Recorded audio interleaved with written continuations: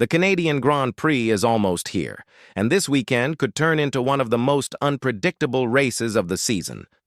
From drivers looking to bounce back after a disappointing run in Barcelona to key upgrades and in-team rivalries, there's plenty waiting to unfold. Montreal rarely gives us a dull moment, and this year seems no different. The tension is high and the pressure is on. Let's start by talking about the kind of track we're dealing with. This isn't a place where drivers can afford even the smallest error. The concrete walls near the chicanes aren't just there for show. They punish mistakes without mercy. Corners like Turn 1, Turn 10's tight hairpin, and the final quick switchbacks at Turns 12 and 13 offer bold overtaking chances, but they also require split-second judgment. A small miscalculation, and it's game over for a driver's race. Then, there's the weather. Right now, forecasts show about a 30% chance of rain on Sunday. That number might sound small, but anyone who follows racing knows how unpredictable the weather can be in Montreal. A sudden downpour could flip the entire race upside down. Teams are already preparing for a range of conditions, because even a drizzle at the wrong moment can change everything. One of the key drivers to watch this weekend is Max Verstappen. It's rare to see him rattled, but after what happened in Spain, he wasn't happy at all. Not only did poor strategy cost him a better result, but there was also a controversial decision involving George Russell that raised more questions than answers. The frustration wasn't just about pit stops or tire choices. It was about timing, calls made on the fly, and the kind of miscommunication that shouldn't happen at this level. Max is now trailing Piastri, and doubling that gap stings. He's not the type to just accept it quietly. Usually, when something like this happens, he comes back more fired up than ever. Red Bull, however, needs to support him better this time. The expectations from the team are higher than ever. He knows what's at stake, and they do too. Red Bull's biggest challenge this weekend may not even come from other teams. It might come from within. Verstappen expects sharp decisions and no slip-ups, especially at this stage of the season. When you're leading the charge for a title, you count on the crew behind you to be flawless. But if they hesitate or make another misstep, it could cost them more than just points. It could shift the balance in the entire championship. Another layer of concern for Max is the risk hanging over his racing license. He currently carries 11 out of the 12 penalty points that trigger a one-race suspension. That's a razor-thin margin, and the team is fully aware of it. Helmut Marko even addressed it publicly, saying they've urged Verstappen to avoid any risky moves over the next couple of races, especially in Canada and Silverstone.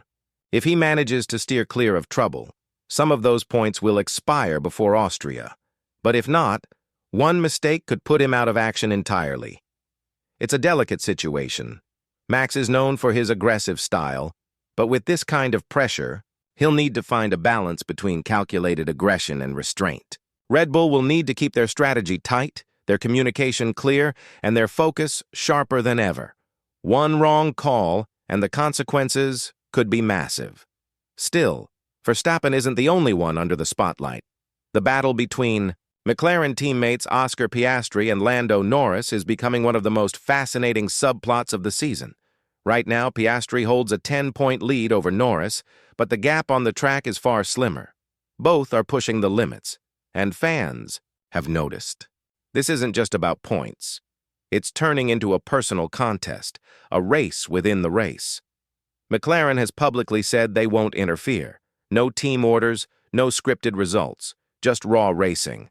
That means whatever happens, it's going to happen where it matters most, on the circuit. Tensions are building, and sooner or later, sparks might fly between the two.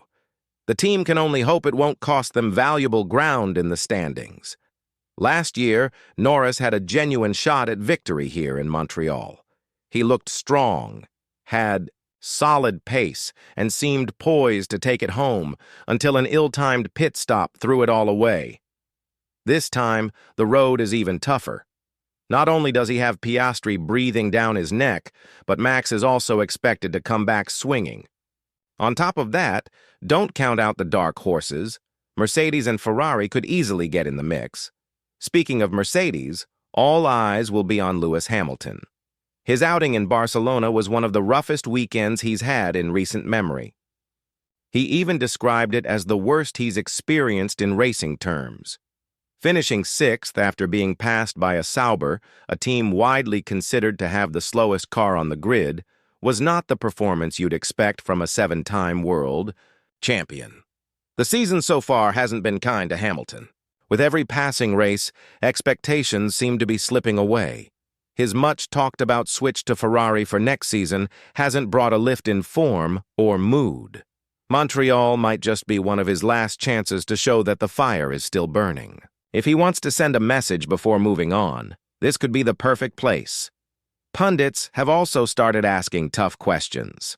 Karun Chandhok recently pointed out that Hamilton just doesn't look comfortable in the car this year. He's not in sync, and that lack of rhythm is beginning to show. With the season already entering its middle stretch, there's little time left for guessing games. Either things turn around fast, or it may be time to start thinking ahead to 2026. And let's not forget, when your teammate is constantly outperforming you, it doesn't just hurt your results. It affects confidence, morale, and even future development decisions within the team. That said, even with all the doubts, no one should count Hamilton out. If there's one thing he's known for, it's surprising people when they least expect it. Mercedes, as a whole, will also have something to prove in Montreal. Barcelona was nothing short of disappointing for the team. Kimi Antonelli, who was already dealing with a DNF in Imola, faced yet another frustrating retirement. The setbacks are starting to add up, and the team knows they can't afford to keep missing opportunities. Canada will see Mercedes bringing in some new updates to the W16, aiming to pull more performance out of a car that once looked like a regular podium contender. At the start of the season, their pace showed promise. But as the calendar has progressed, that early form seems to have faded. The technical team at Brackley knows that time is running out to find answers. James Allison, one of the key figures at Mercedes, believes that Montreal's cooler conditions could play into their hands. One thing they've learned from the last triple-header stretch is that the W16 doesn't respond well to high-track temperatures. The cooler air in Canada might help manage tire behavior and balance, something they struggled with under hotter conditions. More than just the weather, Montreal presents a different kind of technical challenge. Heavy braking zones, tricky corner combinations, and a surface that makes it hard to get both front and rear tires in sync. It's a track that can expose weaknesses, but also reward precision. Historically, Mercedes has done reasonably well here, which gives them a small boost heading into the weekend. But perhaps the most unexpected storyline to keep an eye on is the situation around Lance Stroll. His outburst during Barcelona qualifying raised a few eyebrows. It wasn't just a moment of frustration. It might have deeper implications. Adding to the concern, he had taken pain relief treatment ahead of the race, which now raises questions about his fitness going into the Canadian round. Replacements have already been lined up in case he can't compete, but the bigger issue isn't just about this one race. It's about Aston Martin's long-term confidence in him. Despite contributing almost all the team's points this season, there are still lingering doubts from previous years that won't vanish easily. Aston Martin now stands at a crossroads. While Lance Stroll has brought in points, many argue that it's not enough to justify long-term faith. Past performances, inconsistency, and recent events have all piled up. The team has some important decisions ahead. They could go with someone young like Felipe Drugovich to inject fresh energy. Or they might consider a seasoned name such as Valtteri Bottas, someone who knows how to grab results when it matters and could bring valuable points to the table in a tight midfield fight. And when every point matters, especially in a season this unpredictable, smart driver choices can make the difference between moving up or falling behind in the constructors' standings. Bottas, if given a chance, won't waste it. For him, it's about keeping his F1 future alive and making a case for 2026. Pressure is also mounting for another driver, Yuki Tsunoda. The performance gap between him and teammate Daniel Ricciardo is becoming too obvious to ignore. Ricciardo has now doubled Tsunoda's points tally, and that's enough to raise eyebrows inside the Red Bull camp. Canada could be a defining moment for Yuki. If the qualifying woes continue and the results don't change, it won't be long before serious conversations begin about his seat. Red Bull may have admitted that the Drivers' Championship is their priority. But that doesn't mean the second seat is safe. The fight is heating up not just on the track, but also behind the scenes. Tsunoda knows this weekend could shift his trajectory one way or another. As we look toward the Canadian Grand Prix, the stage is set for multiple battles to unfold.